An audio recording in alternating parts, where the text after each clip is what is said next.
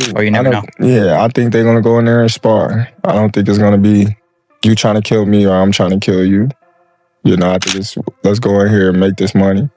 You know, it's more of a business tactic than anything. And he went from Disney to, you know, getting paid what I told you. World champions that have dedicated their whole life to this sport, they will never get paid. Not even a percentage of what he's making. Yeah. Or are you about it because you promote the sport of boxing? Nah, it don't bother me because if I was in that position, I'd be happy. I always look at it like that. Like if I was in that position, I'd be happy making all these millions of dollars. You know, it don't count. It's just for show.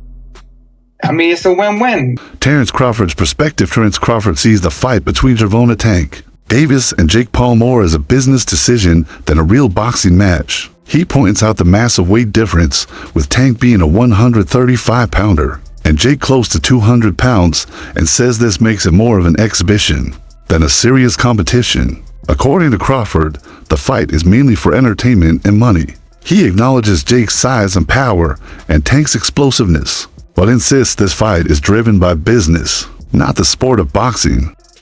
I didn't like that one. Jake too big for Tank, you know? In reality, he's way too big for Tank. Like, Tank is very talented, punch hard, explosive, the whole 9 yards, but... Yeah, because some people say Jake's fight's rigged. He's like suing people now that say they're rigged. You see that?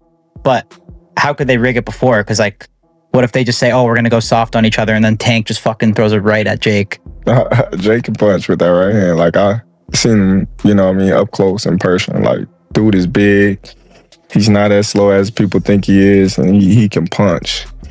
You know, that's why a lot of people know, like, there was times where, you know, him and Tyson, you know, was in the ring and he could have, like, laid it on Tyson, but he kind of, like, held back.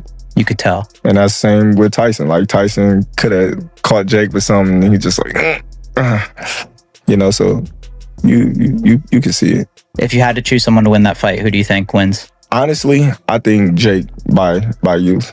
Really? Yeah. Emiliano Vargas on Modern Boxing. Emiliano Vargas shares a candid take on how boxing has changed, especially with personalities like Jake Paul entering the sport. He says Jake figured out early that boxing today is more about grabbing attention than just skill or legacy. Fans are now drawn by social media hype, entertainment, and drama, and that's what brings in the big paydays. Vargas criticizes this shift, pointing out that lifelong champions who dedicated themselves to the sport never earned even a fraction of what Jake makes from spectacle. He admits Jake understood the business side of boxing well, but expresses mixed feelings, both admiration for Jake's strategy and disappointment about what the sport has become. Right. Explain this to me, non-basketball terms, just such a funny internet comment, but explain this to me like a third grader. What is an exhibition fight? I don't even know, bro. I'm gonna be real with you. All I know is that Jake is making, I don't know, goddamn. But when they say look, God bless Jake, bro, because this is what he figured out. He figured out this. He figured out boxing is all about attention. 100%. And he went from Disney to, you know, getting paid what I told you. World champions that have dedicated their whole life to this sport, they will never get paid. Not even a percentage of what he's making. Yeah. But because attention brings dollars, it doesn't matter if it's a podcast, if it's a movie premiere, if it's boxing. If there's no attention on it, you're not going to make no money from it. This is like the WNBA conversation. That's why they don't make the money, because they don't have the attention. No, for sure. I was at the WNBA yesterday. That shit was lit, bro. It was lit? I was chopping it up with Floyd was there. It was good? Like, people, they won by like, I think 1 or 2 points. But I was standing up and I was jumping, you know, it's the finals though. Yeah. It's the finals. So, all that aside, I just feel like Gervonta could crack though, bro. Oh, of Gervonta course. could crack. I mean, so this is what I want. He's sparred light heavyweights and heavyweights before. Like, this ain't nothing new. Even taller guys. For sure. Yeah, so what I really want to ask you in regards to that fight is, like, obviously someone like Gervonta is not, in his mind, he's not going to go out there and look stupid, no matter how it goes. Right. No, he's not. But that's what when I see it's an exhibition fight, I'm like, what does that mean? And you can still get knocked out.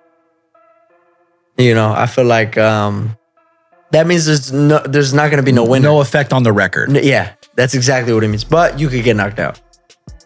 So you don't think, because like, you know, the beef now is like, this shit's the WWE.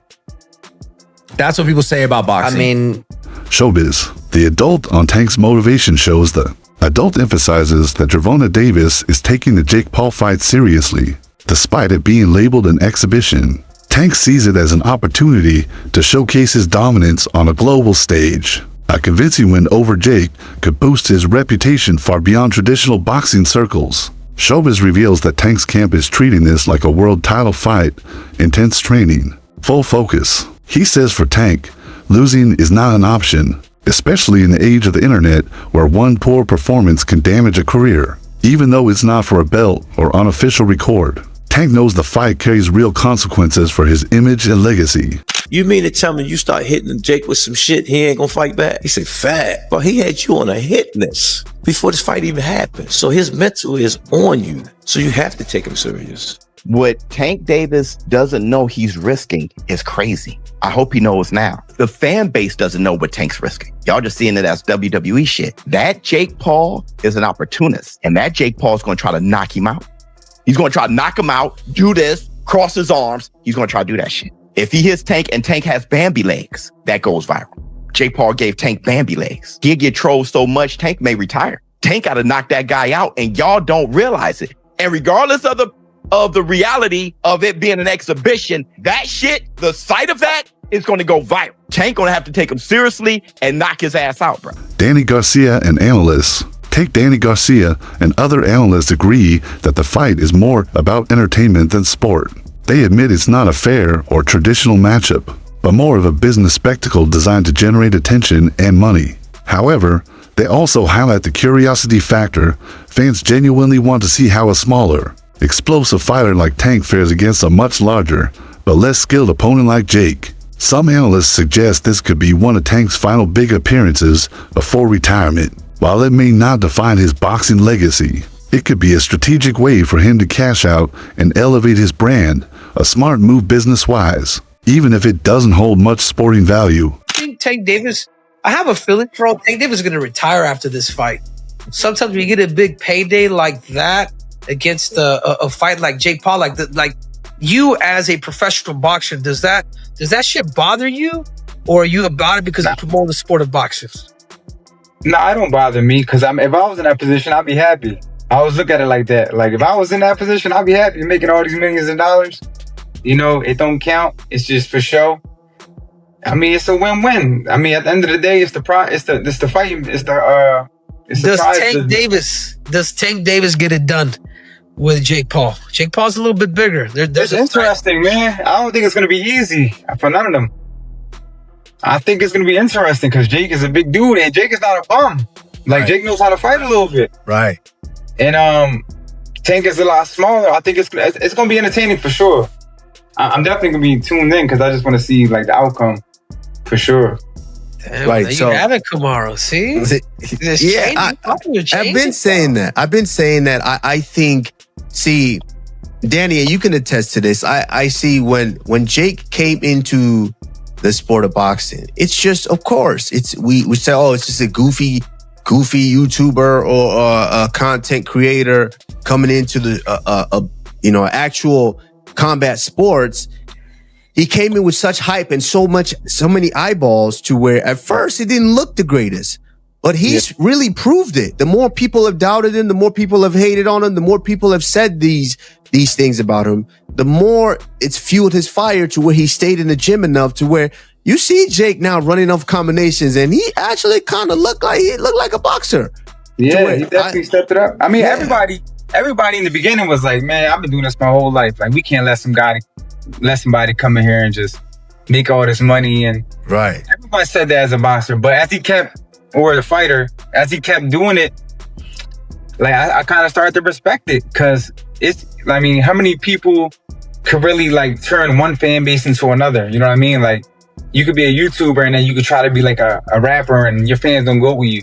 Like, his fans really followed him to the boxing world. Like, he got respect. He got a loyal fan base because It's like if I try to drop a song, nobody gonna listen to it. You know what I mean?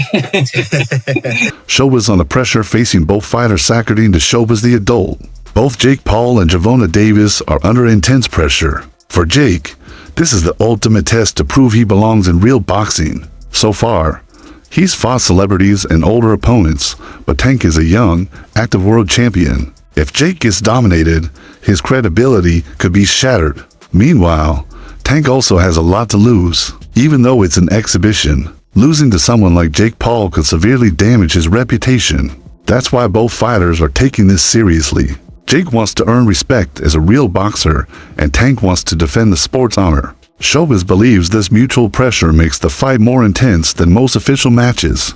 Tank Davis is in a situation where there's a good chance he'll have to retire, like he said after this fight. Let me tell you what I mean. With everyone saying that Jake Paul's fights are fake, Jake Paul brand cannot afford this fight to be a play-around fight that goes the distance. It just can't afford it. If it goes the distance and it's tit for tat and everybody it's like a sparring session, Jake Paul's brand is going to take an enormous hit. I don't think Jake Paul's brand can afford it. I think Jake Paul knows that. And he's going to go out there throwing haymakers, trying to knock out Tank. I'm telling y'all, and y'all keep playing around. Y'all keep telling Tank that it's fake. Y'all keep saying, whatever. And what's going to happen is Jake Paul playing possum is going to try to knock this guy out and go viral. Bro, and it doesn't matter. It doesn't matter the size. It doesn't matter anything, bro, because it's going to go viral and everybody's going to roast the hell out of Tank. And I'm saying, Tank, you got to take this fight seriously. I don't know what was said to you, but don't listen to your fans. Your fans, the Tanky Wankies, been setting you up to lose forever. Brother, listen to the biz. Don't listen to anyone else. Your only option is to take Jake seriously and knock him out. Brother, that is your only option. Because Jake Paul knows that's his only option. He's just not saying anything.